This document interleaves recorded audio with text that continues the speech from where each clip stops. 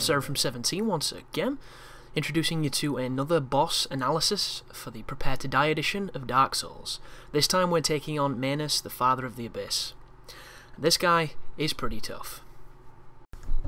So the first attacks we're going to be looking at are his physicals.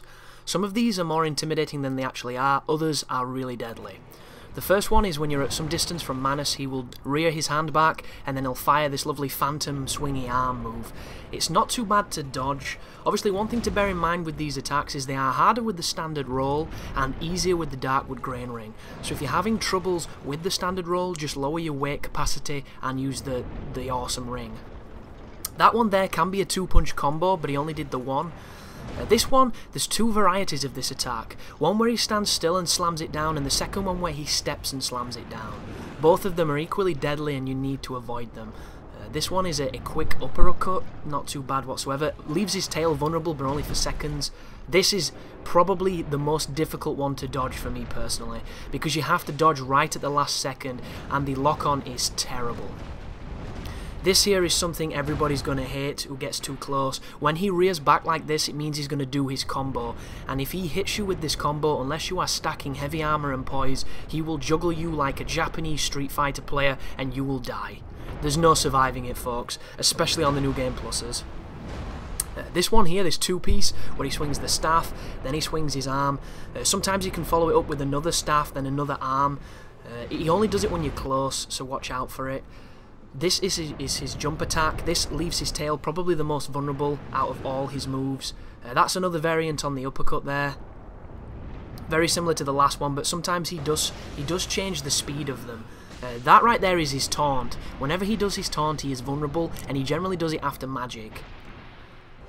And this is a move I've only seen once. If you stand too far close to his tail when you're behind him, you'll see him charge up the phantom hand and go for a grab, so just be careful of that. This is his pimp walk. His pimp walk's pretty badass.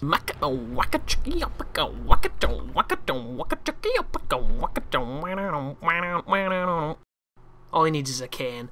But now this is the magic attacks. These are the ones to watch. These will probably insta-kill you if they hit you correctly, but they can all be avoided and you do not need the silver pendant. The first one is directly frontal. You need to use the iframes of your roll to get around it. That one is probably the toughest to dodge at the last minute. When he bangs his staff like that, get close, get some free hits, that will not touch you. If you hesitate on this attack, you will die. It's happened to me when I know how to dodge it, so you want to be super careful. The final one is when it rains from the sky, and this move works as it lands where you are and where you're going. So all you want to do is continue to evade in a direction away from where you were stood when he engaged the spell. Not too bad, and all of these can be dodged with the pendant. But now for some silliness. Due to the lack of copyrighted music, I will have to interpret this myself. Badly.